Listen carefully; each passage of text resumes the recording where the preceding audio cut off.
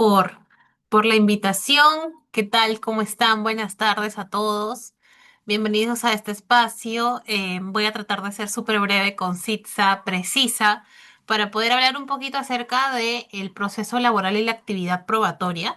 Es un tema que tiende a generar un poco digamos, interés y a la vez cierta perspectiva de temor, ¿no? Porque solemos pensar que los medios probatorios generan algún tipo digamos, de temor al no encontrarlos y no tenerlos. Sin embargo, vamos a tratar de tener en este espacio justamente una perspectiva un poco distinta sobre la actividad probatoria, precisamente en el proceso laboral. Como ya lo ha comentado Fabián, yo soy especialista en temas laborales, así que voy a tratar de trasladarles en esta horita que tenemos de presentación un poco de los conceptos que he podido aprender en todo este camino digamos, de lo que son, bueno, los temas laborales, litigios, que son actualmente lo que veo. Justamente nos va a ayudar muchísimo a hablar un poco sobre la actividad probatoria.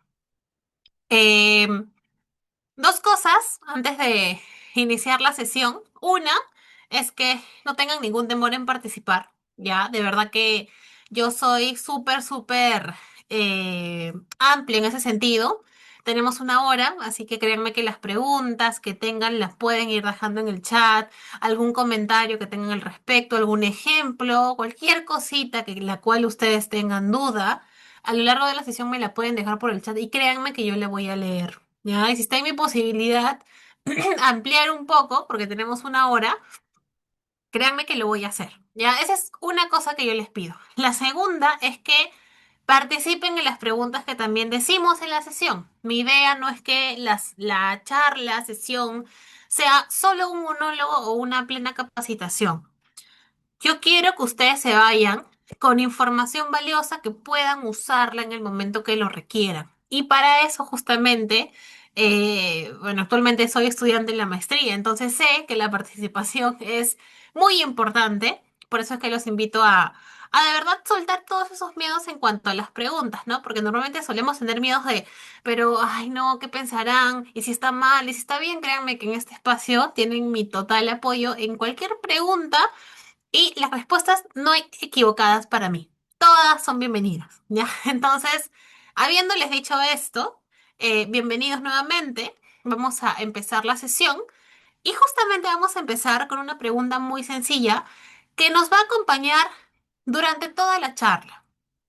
¿Qué pasaría si no puedes probar lo que afirmas? ¿No? Que es una de las cosas importantes que se hablan cuando vemos o hablamos sobre actividad probatoria, en este caso laboral. Pensemos en un caso laboral muy común. Tenemos, por un lado, a un trabajador que reclama que fue despedido sin causa, ¿no? Cosas que suelen suceder bastante seguido. Ese trabajador sostiene que el despido, pues, fue justificado. Sin embargo, no cuenta con documentos que respalden su versión. Ese es por el lado del trabajador. Por otro lado, tenemos al empleador que sostiene exactamente lo contrario. ¿Qué dice el empleador? Afirma que existió una falta grave, pero tampoco tiene evidencia suficiente para demostrarla. Entonces, la pregunta en ese sentido, para todos ustedes que están escuchando la sesión, ¿quién gana? ¿El trabajador o el empleador? Uno sostiene que el despido fue injustificado, no cuenta con documentación. Y el empleador dice, oye, yo lo despedí, pero porque había una falta grave. Pero tampoco hay evidencia. ¿Quién gana? ¿Quién tiene la razón en ese supuesto proceso de despido injustificado, incausado? Ray me dice el trabajador, Alejandra me dice el que tenga la carga probatoria.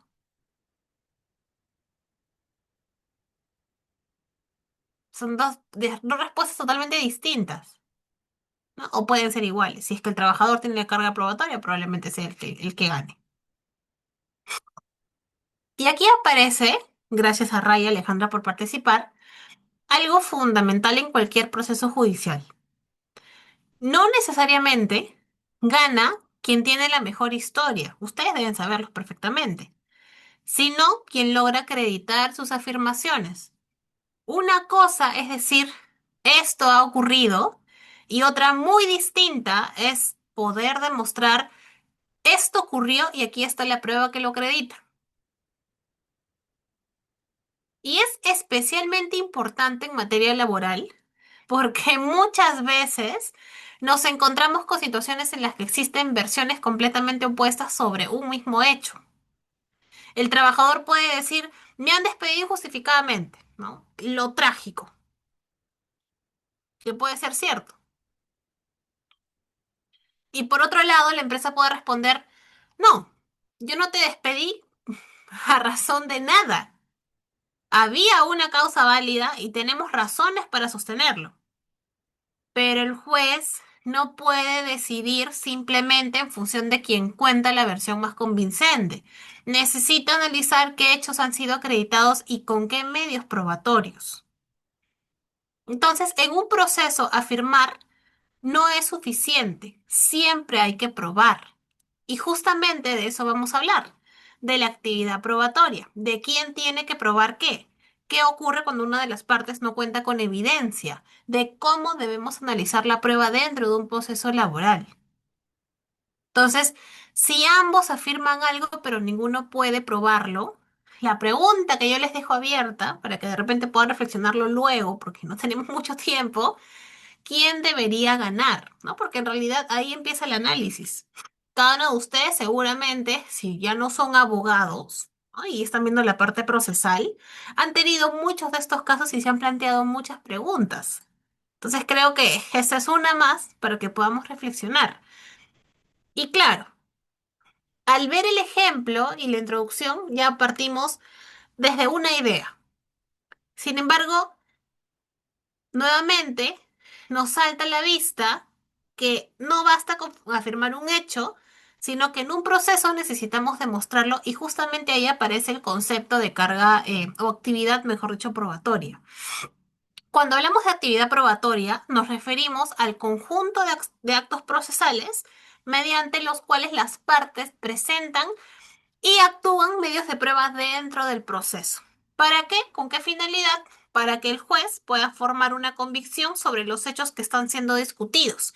Y aquí quiero detenerme en algo importante, porque la prueba no tiene como finalidad demostrar todo lo que ocurrió en la relación laboral.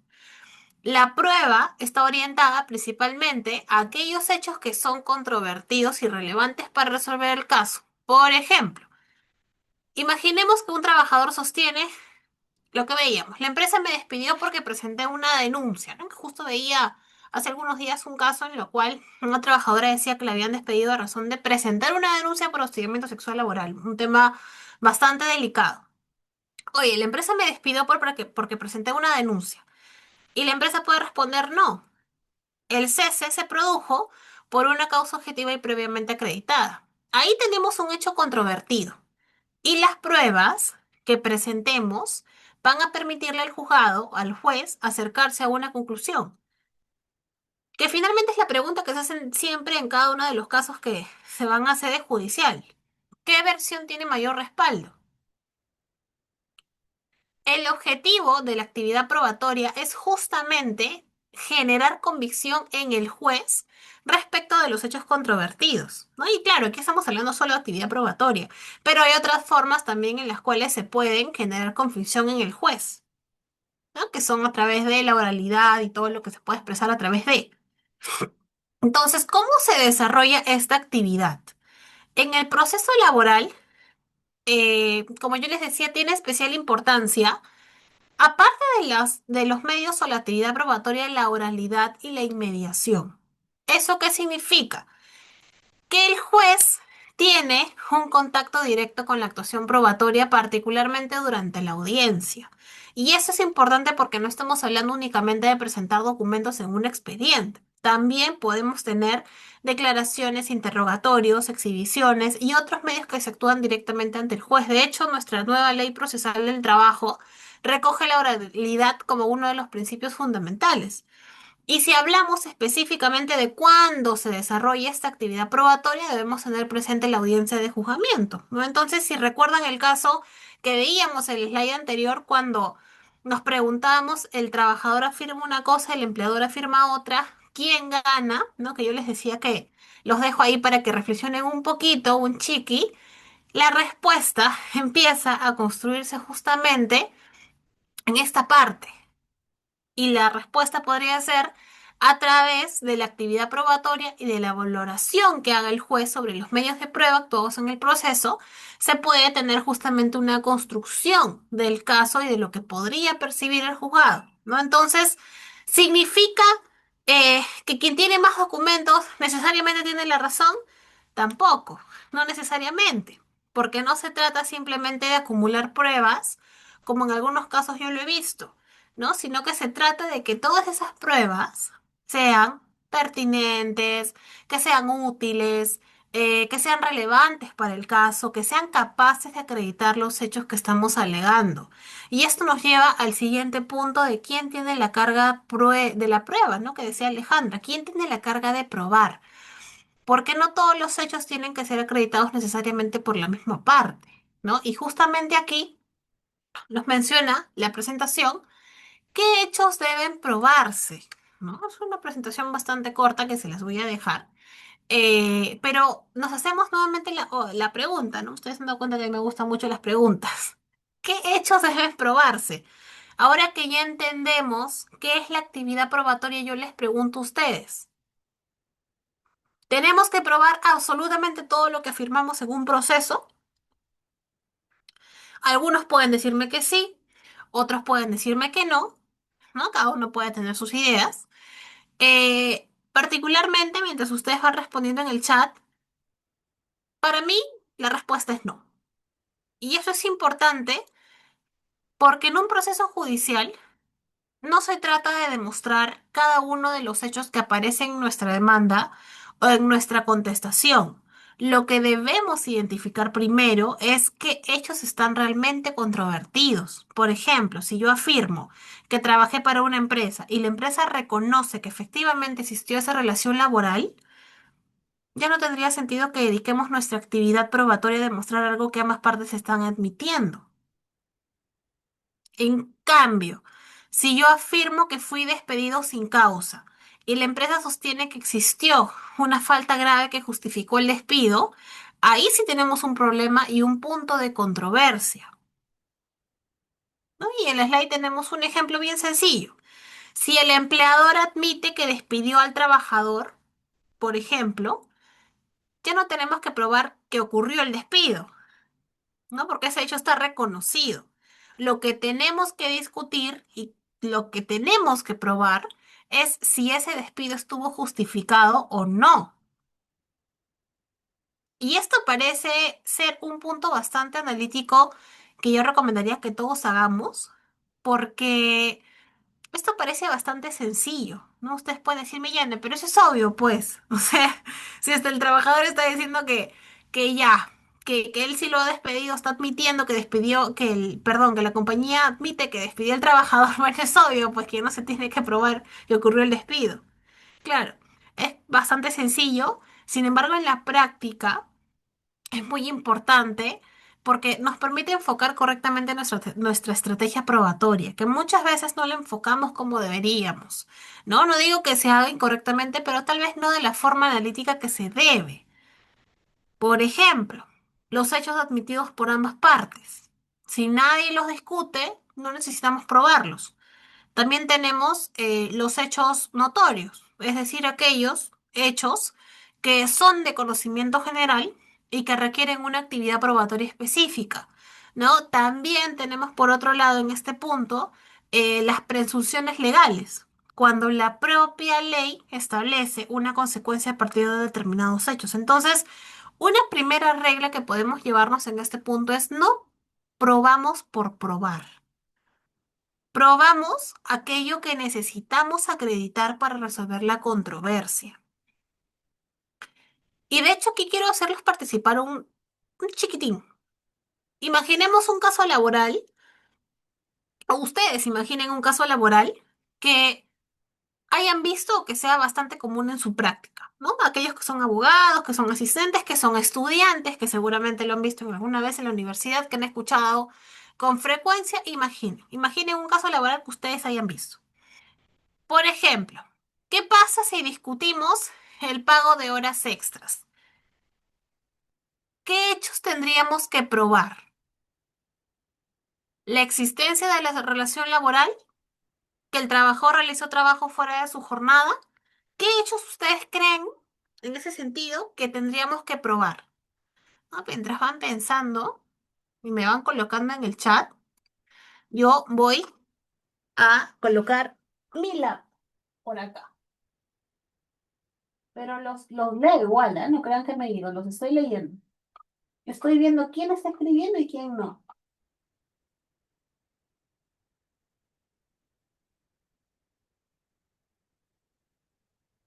A ver, los estoy leyendo.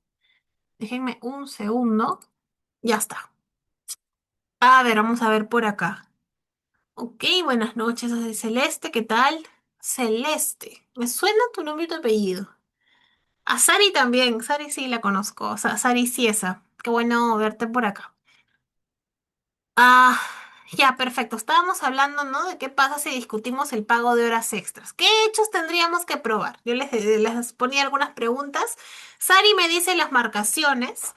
Gerson me dice la prestación de servicios fuera de la jornada laboral, ¿no? Perfecto. Alejandra me dice los correos, los mensajes extemporáneos a la jornada laboral, la prestación efectiva fuera del horario laboral de la jornada. Perfecto.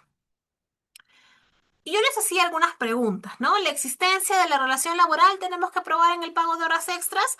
Probablemente no, ¿no? Y nadie me lo ha dicho. No solamente en el caso de la relación laboral, sino, por ejemplo, Gerson me dijo jornada laboral, pero fuera de la, digamos, eh, relación laboral, o sea, fuera del espacio. Y claro, lo que tendríamos que probar en este punto es que el trabajador realizó trabajo, valga la redundancia, fuera de su jornada. Ese puede ser un hecho controvertido, de hecho el principal. Y yo nuevamente les pregunto a todos los que están participando, ¿qué podríamos utilizar para acreditarlo? ¿No? Algunos ya me han dicho marcaciones, registro de asistencia, correos, mensajes fuera de horario, ¿no? Yo les podría agregar de repente ahí reportes de ingreso al sistema, ¿no? Entre otros elementos que probablemente puedan ser dependiendo del tipo de trabajo que realice el trabajador. Entonces, antes de pensar qué pruebas tengo, ustedes deberían hacerse una pregunta de qué hecho necesito probar. Porque si no identifico correctamente el hecho controvertido, podemos terminar presentando muchísima documentación, exhaustiva documentación, que finalmente no va a aportar realmente a resolver el caso. Y esto nos lleva directamente al siguiente punto de la charla que es fundamental. Una vez que sabemos qué hechos deben probarse, tenemos que determinar quién tiene la carga de probarlos, ¿no? Porque ahí es donde empieza a aparecer una de las cuestiones más importantes de la prueba en materia laboral. ¿Le corresponde probar al trabajador, al empleador?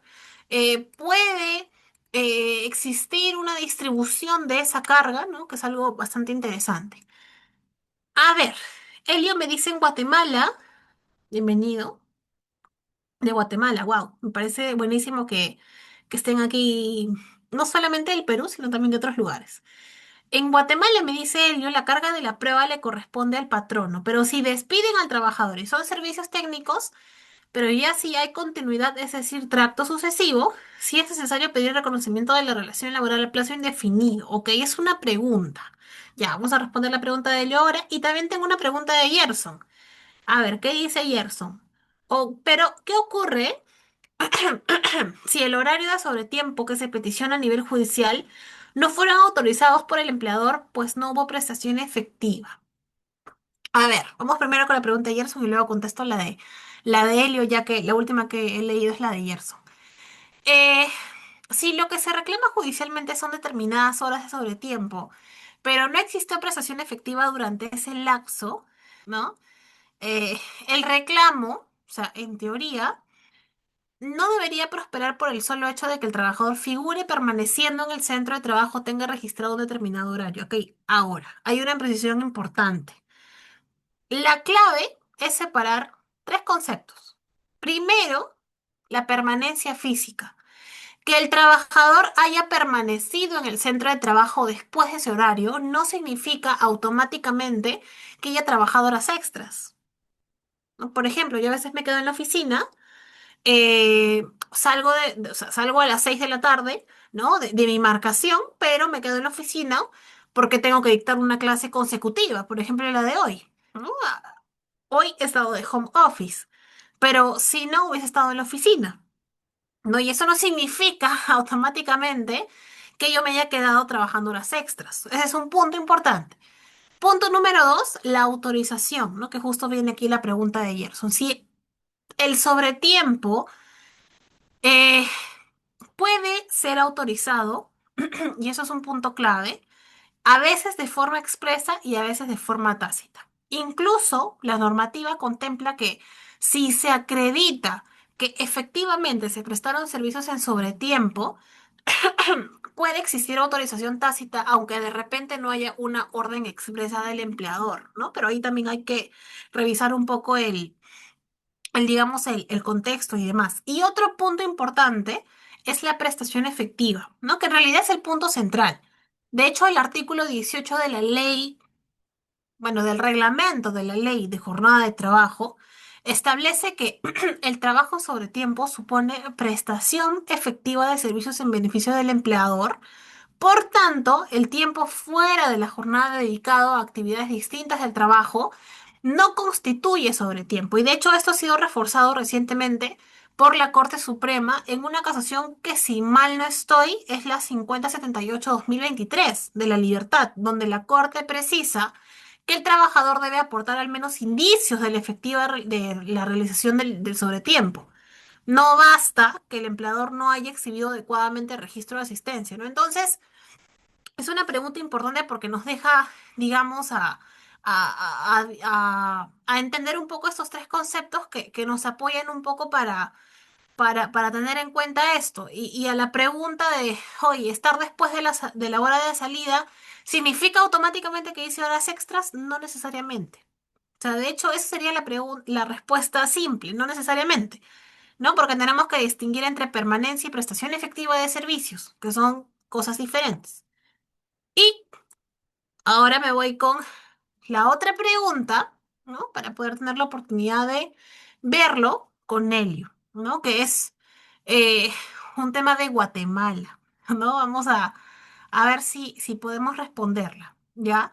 De hecho, por legislación comparada, que honestamente he visto en alguna oportunidad, si la persona fue contratada formalmente mediante servicios técnicos o servicios profesionales, pero en la realidad existió una prestación personal, remunerada, subordinada y continua, que es casi exactamente igual a la normativa peruana, lo jurídicamente relevante es la naturaleza real del vínculo y no la denominación del contrato. ¿Qué es lo que pasa aquí también? Ojo, o sea, puedo tener un contrato que diga locación de servicios, que es a través de lo que dictamina el Código Civil, pero en la práctica yo soy locadora, de repente emito recibos por honorarios, sin embargo, puedo estar siendo simulada para no ser contratada por planilla.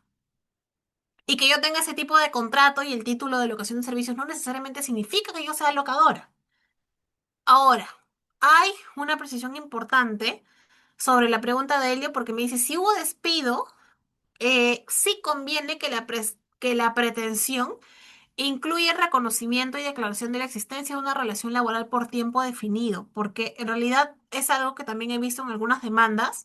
Ese es el presupuesto que permite luego analizar el despido y la prestación derivada de la relación laboral. No, de hecho, en Guatemala, en alguna oportunidad leí una jurisprudencia que aplicaba el mismo principio que vemos aquí en Perú, que es el de la primacía de la realidad, ¿no? Que el juez debe determinar las verdaderas características de la relación por encima de la forma contractual utilizada. Incluso existen casos en los que los contratos sucesivos de servicios técnicos, como dice Helio, fueron considerados una simulación destinada para encubrir una relación laboral.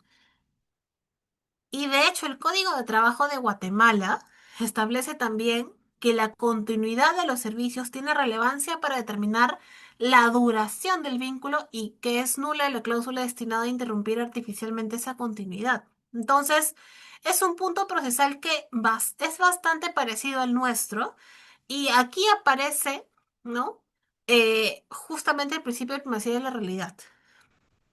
El trabajador tendrá que acreditar inicialmente la existencia del vínculo laboral que alega y una vez acreditados los elementos de la relación laboral, la denominación de servicios técnicos no necesariamente impediría que el juez reconozca la verdadera naturaleza laboral del vínculo, ¿no? Más o menos eso es lo que puedo responder de alguna oportunidad que recuerdo en alguna experiencia laboral pasada, vi legislación comparada laboral, ¿no? Porque sí, recuerdo que en un estudio hice alguna evaluación de ello y bueno, recuerdo algo, honestamente, porque todo lo que tengo es eh, material puro y duro a nivel mental de Perú, ¿no? Normativa peruana. Yo les decía, ¿no? Que justamente llegamos a uno de los puntos centrales de nuestra charla, que es la carga de la prueba, ¿no? Que en algún punto me parece Alejandra, por ahí lo comentó en el chat. La carga de la prueba no significa simplemente quién tiene que presentar los documentos, sino que significa determinar qué parte tiene la responsabilidad procesal de acreditar determinado hecho para obtener una consecuencia favorable. ¿No? Y la regla general que tenemos, justamente la tienen también ahí, es el artículo 23 de la nueva Ley de Procesal de Trabajo, que es bastante intuitiva. Quien afirma un hecho tiene la carga de probarlo. Pero en materia laboral, esta regla tiene algunas particularidades que debemos tener muy presentes, empezando por el trabajador. Si el trabajador llega al proceso y dice, yo tuve una relación laboral con esta empresa, bueno, tendrá que aportar elementos que permitan acreditar esa relación. Y esto es especialmente importante en casos como el que comentábamos hace un momento, de una persona contratada formalmente bajo servicios técnicos, por ejemplo, o servicios profesionales, pero que sostenía que en realidad existió una relación laboral. No basta con decir, oye, mi contrato decía locación de servicios, pero yo era trabajador. Tienes que aportar elementos que permitan al juez, ¿no? Porque finalmente el juez es quien evalúa, que pueda identificar la realidad de esa prestación. ¿Existía subordinación? ¿Había prestación personal? ¿Existía una remuneración? ¿Había un horario? ¿No? Entre otras situaciones que seguramente son preguntas que nos pueden ayudar un poco a identificar, ¿no? Y una vez que se acredita esa realidad, podemos empezar a discutir las consecuencias jurídicas de esa relación. Eso es por el lado del trabajador. Nos vamos por el lado del empleador. Cuando el empleador sostiene, por ejemplo, sí, existió una relación laboral, pero el trabajador fue despedido por una causa justa.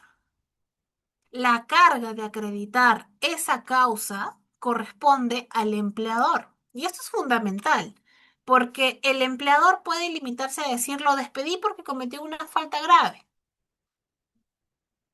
Claro, pero no necesariamente podría quedarse así. Lo que tiene que hacer el empleador es poder demostrar qué ocurrió. ¿Cuándo ocurrió? ¿Cuál fue la conducta imputada? ¿Y qué elementos acreditan esa conducta? Además de cumplir con las exigencias legales correspondientes. Lo mismo ocurre, por ejemplo, cuando se alega determinadas sanciones disciplinarias o cuando se sostiene que determinados beneficios ya fueron pagados. Entonces podemos pensar en esta lógica. El trabajador acredita los hechos que sustentan su pretensión y el empleador acredita aquellos hechos que sustentan su defensa. Si no pruebas, ¿no? ¿Qué es lo que dice ahí? Pierdes el proceso aunque tengas la razón en el fondo. Y se los digo con total honestidad. Y esta es una de las ideas más importantes que yo quiero que se lleven de esta sesión. En un proceso judicial, podemos tener una persona que efectivamente tenga la razón desde el punto de vista material. Sin embargo, si no logra acreditar los hechos que sustentan su pretensión, el juez no necesariamente podrá darle la razón. Por eso, para nosotros como abogados, la estrategia probatoria debería empezar incluso antes de presentar la demanda en la contestación, que es algo que muchos abogados no hacen. No deberíamos preguntarnos solamente cuál es mi argumento jurídico. También tenemos que preguntarnos con qué voy a demostrar los hechos que sostienen ese argumento. Porque puedo tener una excelente interpretación de la norma, pero si no tengo cómo acreditar el hecho sobre el cual quiero aplicar esa norma, mi argumento se va a quedar sin sustento.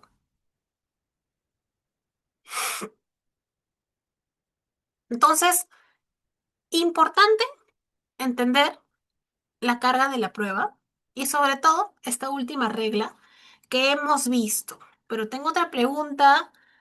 Ajá. Ah, ok. Elio nos está colocando aquí un poco.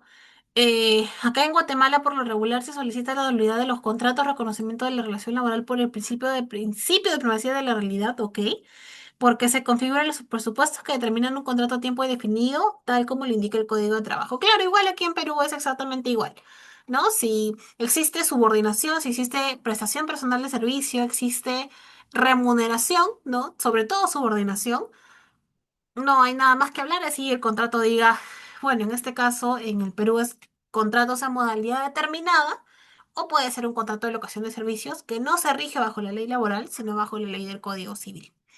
Ok, muy bien. Luego me dice Celeste, en los casos de daño moral derivado de la afectación del proyecto de vida laboral ocasionado por un despido, ¿es imperativo acreditar el daño con informes de especialistas? Ajá, a ver, vamos a ver. Ya, es un buen punto, de hecho. Y recuerdo que hace un tiempo leí una casación, ah, estoy tratando de recordar el número, pero me parece que es la 5757 del 2023, que nos decía, ¿no? Que fue publicada, recuerdo, como doctrina jurisprudencial, que nos decía que no es correcto afirmar que el informe de un especialista sea siempre obligatorio para acreditar el daño moral derivado de un despido. De hecho, esta casación, o en esta casación, la Corte establecía que quien reclama el daño, si bien es cierto, debe probarlo, ¿no? Y que el solo despido no genera automáticamente ese derecho, ¿no? Además, si ya existe una indemnización tarifada por despido arbitrario, por ejemplo, para obtener adicionalmente daño moral, debería acreditarse una lesión adicional de relevancia jurídica como de otro derecho fundamental. Ahora, específicamente alegan en esta casación el proyecto de vida profesional. No, o sea, no recuerdo haber leído exactamente que se verificaba sobre eso. Sin embargo, o sea, en materia de daño moral, que es lo que yo en alguna oportunidad he tenido la, la, digamos, la perspectiva de revisar algunos casos, honestamente no son muchos, eh, no necesariamente era obligatorio presentar un informe psicológico para acreditar el daño. Lo que sí es obligatorio es acreditar el daño, ¿no? Y la prueba puede estar constituida por diferentes medios, dependiendo de la afectación que se alegue.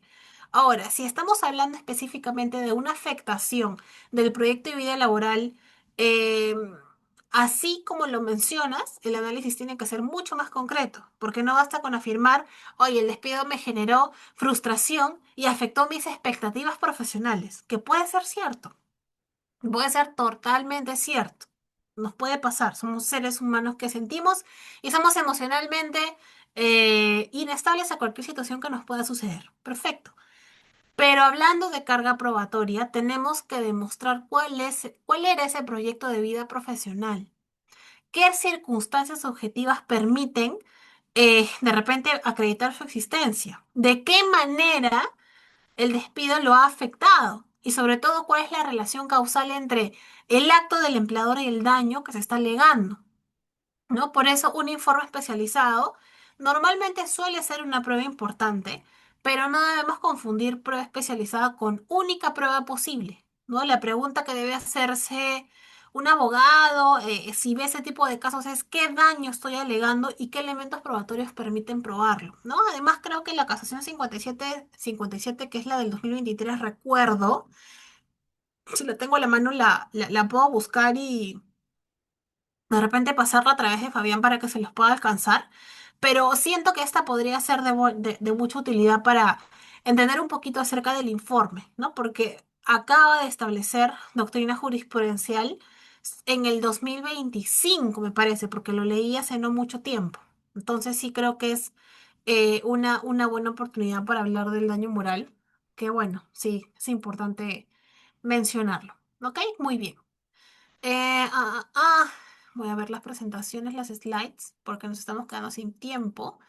Y quiero que veamos algo que también es importante, que son estos de aquí, ¿ya?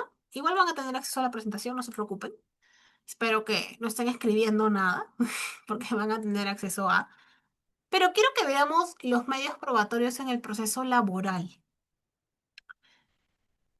Ahora que ya hemos hablado de qué hechos deben probarse y quién tiene la carga de probarlos, ¿no? Vamos a pasar a una pregunta que es mucho más práctica. ¿Con qué probamos esos hechos? Porque en un proceso laboral no existe una única forma de acreditar lo que estamos alegando. Tenemos distintos medios probatorios y lo importante como abogados es saber cuál utilizar y qué hecho queremos demostrar con cada uno. Lo más habitual, los documentos, ¿no? Contratos, boletas de pago, cartas, actas, registro de asistencia, comunicaciones internas, reportes, etcétera. Y algo que especialmente recomiendo en este punto no es presentar documentos simplemente porque se tienen. Cada documento debería responder a una pregunta. ¿Qué hecho quiero acreditar con este documento? ¿No? Ese es por un lado de los documentos. Luego tenemos los testimonios. Los testimonios, ustedes sabrán que son declaraciones de personas que tienen conocimiento sobre los hechos discutidos. Y aquí también tenemos que ser estratégicos, porque no se trata de presentar muchos testigos, sino de identificar quién realmente estuvo en posición de conocer el hecho que queremos demostrar. Eso también es un punto importante. Luego tenemos la prueba pericial, ¿no? Y esta adquiere especial relevancia cuando para acreditar un hecho determinado necesitamos conocimientos especializados. Por ejemplo, pensemos justamente en el caso que conversábamos hace unos minutos sobre daño moral que nos decía Celeste o afectación psicológica. Un informe o una evaluación especializada, por ejemplo, podría aportar elementos, denme un segundo.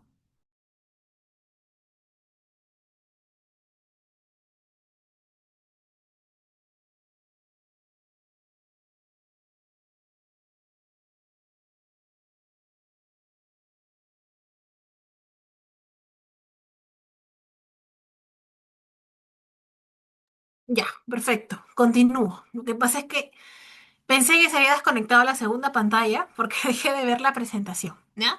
Entonces, me había quedado en la prueba pericial, ¿no? El ejemplo del informe o evaluación especializada que podría aportar elementos técnicos para acreditar una determinada afectación. La prueba pericial no es automáticamente obligatoria para todo daño moral, ¿no? Va a dependerá del hecho concreto que queremos acreditar y de los demás elementos que existan en el expediente, también importante. Luego tenemos la inspección judicial. Y aquí ya va a cambiar la dinámica porque ya no estamos solamente presentando información al juez, sino que el propio juez muchas veces es quien puede verificar determinadas circunstancias directamente en el lugar de los hechos, ¿no? Por ejemplo, imaginemos una controversia relacionada con las condiciones en las que se desarrollaba el trabajo. Una inspección puede permitir al juez tener contacto directo con ese espacio y verificar determinadas circunstancias relevantes para el proceso, ¿no? Que también es un punto importante. El siguiente es la prueba digital. Correos electrónicos, mensajes de WhatsApp, videos, fotografías, registros digitales, capturas de pantalla, etcétera. ¿Una captura de pantalla de WhatsApp es automáticamente una prueba suficiente? ¿No? Les dejo la pregunta. Muchos podrán pensar sí, otros podrán pensar no, no necesariamente, depende, que es lo que nos encanta contestar a los abogados. Y esto es muy importante, chicos, porque una cosa es aportar una captura y otra es acreditar su autenticidad, su integridad, su contexto y sobre todo relación con el hecho que queremos demostrar. Por ejemplo, una captura puede mostrar que alguien envió un mensaje, pero tenemos que preguntarnos quién lo envió, a quién, en qué contexto. ¿El contenido está completo? ¿Existen otros mensajes que cambien su interpretación? ¿No? Por eso la prueba digital requiere cada vez más cuidado. No significa que sea menos importante, pero sí hay que tener cuidado. Y finalmente, los indicios y las presunciones. Y aquí aparece una herramienta muy interesante para el proceso laboral. Un indicio es un hecho que una vez acreditado puede permitirnos interferir o, mejor dicho, inferir otro hecho que no tenemos directamente demostrado. Por ejemplo, quizás no tengamos una orden escrita que diga trabaja horas extras, ¿no? No tenemos una carta que dice firmado por el jefe tal, trabaja horas extras. Pero tenemos registros de ingreso, tenemos correos enviados fuera de horario, tenemos comunicaciones con el líder y otros elementos que analizados conjuntamente podrían permitir inferir que efectivamente existió una prestación de servicios fuera de la jornada. Entonces, nuevamente volvemos a nuestra idea central. La prueba no debe analizarse de manera aislada. Muchas veces la fuerza probatoria no está en el documento individual, sino en la convergencia de distintos documentos de distintos elementos. ¿Cuándo debemos ofrecer estos medios probatorios? Que es una pregunta importante. La regla que tenemos es que los medios probatorios deben ofrecerse principalmente con la demanda y con la contestación. Y esto es fundamental para nuestra estrategia porque no podemos pensar, primero voy a presentar la demanda y después veo qué pruebas consigo. No tenemos que hacer el ejercicio al revés. Primero identifico los hechos que necesito acreditar y después identifico quién tiene la carga de probarlos y finalmente determino qué medios probatorios tengo para acreditarlos. Y excepcionalmente, recuerden que pueden incorporarse también hechos nuevos antes de la actuación probatoria siempre dentro de los límites establecidos por la norma. ¿No? Entonces, yo les decía, no se trata de tener muchas pruebas, se trata de tener de repente las pruebas adecuadas para demostrar los hechos que realmente importan en el proceso, ¿no? Porque finalmente eso es lo que hacen los medios probatorios. Eh, finalmente, ya por el tiempo, vamos a pasar a ver la reflexión que nos habla un poco acerca de lo que ya hemos ido mencionando. Nada diferente de lo que ya hemos ido mencionando, seguramente ustedes ya lo saben y han recordado muchas de repente, situaciones que les he podido mencionar durante la sesión. La prueba, no quiero que la vean como un trámite, no quiero que la vean como su enemiga. ¿No? La prueba es parte de la estrategia del caso. Muchas veces cuando pensamos en una demanda, empezamos por la norma. ¿Qué derecho se ha vulnerado? ¿Qué pretensión voy a plantear? ¿Qué argumento jurídico voy a desarrollar? Pero hay una pregunta que debería acompañarnos desde mucho antes. ¿Cómo voy a probar los hechos que sustentan mi teoría del caso? Porque la estrategia probatoria no empieza cuando llegamos a la audiencia. Debería empezar antes de presentar la demanda. Primero tenemos que identificar cuáles son nuestros hechos relevantes y cuáles están siendo realmente controvertidos. Después preguntarnos quién tiene la carga de probar cada uno de esos hechos. Y finalmente, con qué medios probatorios puedo acreditarlos. Tenemos documentos, tenemos testimonios, tenemos prueba pericial, pruebas digitales, todos los medios de prueba que les he podido dejar. Pero no existe una fórmula universal. Cada caso, cada uno tiene su perspectiva y cada uno de ustedes puede construir su propia estrategia probatoria. Si yo tengo un caso de horas extras, no voy a buscar las mismas pruebas que ustedes, tal vez. Y mucho menos no voy a buscar las mismas pruebas que buscaría en un caso de despido fraudulento, por ejemplo. Si yo tengo un caso de hostigamiento, la estrategia probatoria también va a ser diferente. Conocer nuestra posición procesal, ¿no? Que es esta que está justamente aquí, es importante. Antes de empezar a ofrecer pruebas tenemos que saber. Sencillas, son cosas sencillas, pero es importante. ¿Soy demandante? ¿Soy demandado? ¿Tengo la carga de acreditar este hecho o soy la contraparte que tiene que demostrarlo? Identificar correctamente la carga de la prueba nos va a permitir también decidir dónde voy a concentrar mis esfuerzos. Un buen litigante no solamente sabe qué pedirle al juez, sabe qué necesita demostrar para que el juez pueda concedérselo, ¿no? Yo, en la vida profesional, corta honestamente, que tengo, eh, es lo que les puedo transmitir. Creo que tengo una pregunta última de Ray, creo que se llama nuestro compañero, que nos dice los documentos con calidad de prueba preconstituida como los informes de Contraloría acreditarían por sí solo la responsabilidad civil del trabajador por emisión de funciones. Ah, es un buen punto. Y de hecho aquí tenemos un punto que suele generar confusión. Que un informe de Contraloría tenga la calidad de prueba preconstituida no significa que tenga el carácter de prueba plena. ¿Qué significa esto? Significa que el informe puede ingresar al proceso con un valor probatorio importante y servir como sustento para el ejercicio de acciones legales. Check, perfecto. Pero no reemplaza la labor jurisdiccional de valoración probatoria. Pensemos en un informe que concluye que determinado trabajador habría incurrido en una omisión de funciones y que esa omisión habría generado un perjuicio económico. ¿Eso significa automáticamente que ya está acreditada la responsabilidad civil y está realizada la cuantificación indemnizatoria? No. El juez todavía tiene que analizar cuál era la función concreta del trabajador, qué conducta probablemente se le está atribuyendo, si realmente existió la omisión, si produjo un daño, cuál fue el nexo causal, que se habla mucho en temas de responsabilidad civil, y cuál fue el factor de atribución.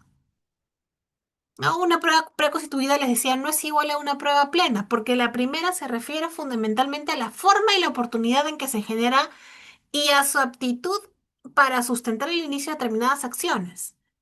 Sin embargo, la prueba plena implica que el juez estuviera obligado a aceptar como demostrado aquello que el documento afirma. Y eso último no ocurre. ¿Ok? Entonces, cuando defendemos a un trabajador frente a una pretensión de responsabilidad civil basada en un informe de Contraloría, una pregunta fundamental será, ¿el informe realmente acredita todos los elementos de responsabilidad civil o simplemente contiene una conclusión de responsabilidad que necesita ser corroborada? Yo creería que en esa pregunta pueden encontrar la respuesta y la diferencia. ¿Ok? Muy bien. Entonces yo ahí les he dejado una pregunta al final de la presentación. Hay algunas slides que no he tocado, que son más que todo ejemplos y definiciones adicionales que se las estoy dejando porque la presentación se las vamos a enviar junto con Fabián, que se las voy a facilitar. Espero que la clase les haya sido de utilidad, sobre todo eso. Mi interés es finalmente que les sea de utilidad, honestamente de utilidad. Y nada, muchas gracias a Bill Lawyer por nuevamente invitarme a este espacio. Felicitarlos por la sesión, por el diplomado de Derecho Laboral, Procesal Laboral y los temas que se están tratando en este espacio. Espero cruzármelos en alguna oportunidad, cada uno de ustedes. Si tienen alguna duda, consulta, créanme que por temas de tiempo a veces no podemos responder todas, pero créanme que me pueden buscar por LinkedIn, por las redes sociales, y créanme que podemos conectar y seguir conversando, de repente ayudarlos humildemente en lo que yo pueda hacerlo. Voy a estar siempre gustosa de poder serles de utilidad. ¿Ok? Nuevamente, muchas gracias.